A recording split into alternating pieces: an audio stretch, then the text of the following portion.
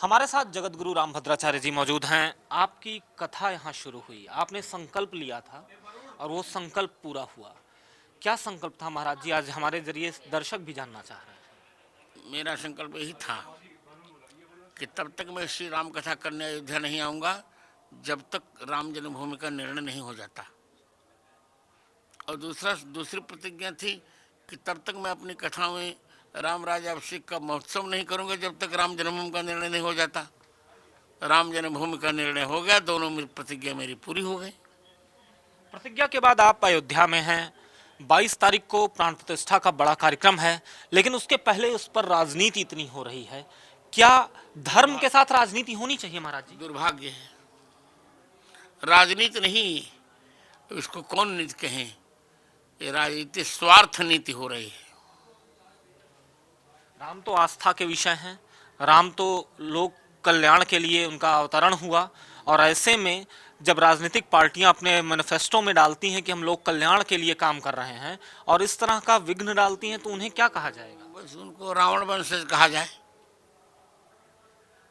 महाराज जी, मुझे याद है कि सुप्रीम कोर्ट में जब राम जन्मभूमि का ये पूरा मामला चल रहा था, आपने एक दलील दी थी और उस दलील के बाद सारे न्यायाधीश निरुत्तर हो गए थे। दलील क्या थी महाराज? दलीलें तो बहुत थी, उनमें दो दलील बहुत मुख्य थी, दो पक्ष मुख्य थे। पहला तुलसी दोहा शतक का एक दोहा, राम जन्म मही मंदिर ही तोरी मसीत बनाए, बहु हिंदू ने जमन हती तुलसी कीनी हाय। राम जन्मभूमि के मंदिर को तोड़कर मस्जिद बनाकर जब उन्होंने बहुत सी हिंदुओं की हत्या की, तुलसीदास ने हाहाकार कर लिया। और दूसरी दलील ये थी कि अथर्ववेद के दशम कांड के 31वें अनुवाक के द्वितीय मंत्र में स्पष्ट है, अष्टाचक्रा नवद्वारा देवानाम पूरेद्या इसमें कोश स्वर्गो ज्योतिषावृत।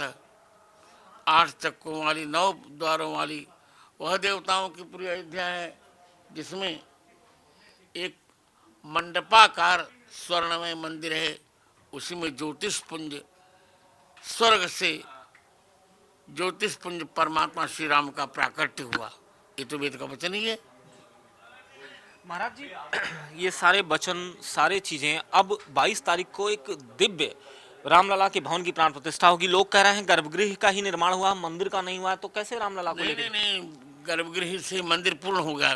तो राम जी का निवास तो गर्भगृह में निश्चित था ना, वो तो दूसरा तल्ला इसलिए बना जा रहा है जिससे सीताराम जी की भी प्रतिष्ठा हो जाए। मूल मंदिर यही है।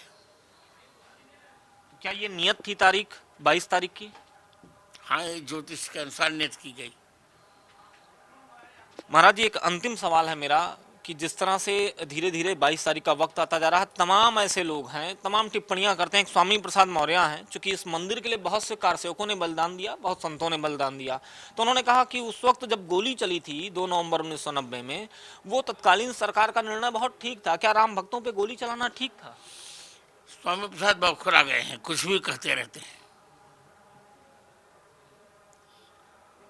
क्योंकि वो मूर्ख भी हैं, वो पागल भी हैं, तो उनके वाक्य पर मुझे कोई टिप्पणी नहीं करनी चाहिए।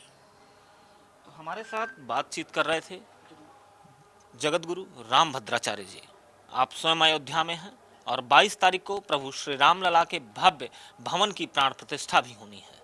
इंडिया डेली लाइव के लिए कैमरा पर्सन कृपाल के साथ अजस्र पीयूष शुक्ला, अयोध्या।